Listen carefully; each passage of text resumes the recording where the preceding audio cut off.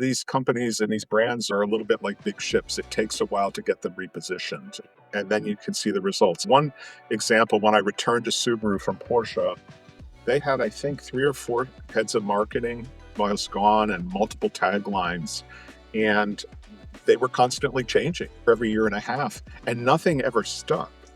And they had just rolled out, "It's what makes a Subaru." And I'm like, "Oh, that's interesting. What makes a Subaru?" And I got about 5,000 different answers. And so I was like, "Okay, that's interesting. It sounds like an agency created it, but didn't really have an idea what made the Subaru." So I started to do, back to my research background, a series of studies. And the one where they consistently came up from owners in particular was it was love. I love their car. And so that became the idea. I had to present it, of course, to the Japanese, and they scratched their heads. And then, even worse in some ways, was the probably 1,200 people at the dealer meeting one year.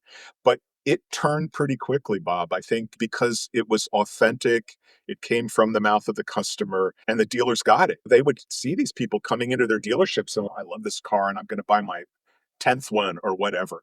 And so it really depends on the brand, how quickly you can change the direction of the ship.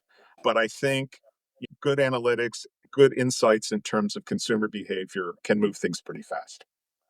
It was crazy, crazy good because it was authentic. The customers told us that. And I think interesting, there is sometimes, and I think this is where it's most effective, when there's this sort of intersection between brand marketing, right? Sometimes marketing people will talk and they'll come up with these campaigns and they don't last. And then a year later, they're changing them.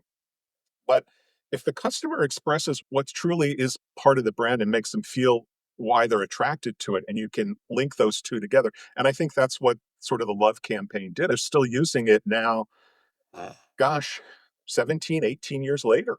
It's a little bit like There Is No Substitute or The Ultimate Driving Machine kind of thing. It captured sort of the essence of what it's like to be a Subaru owner.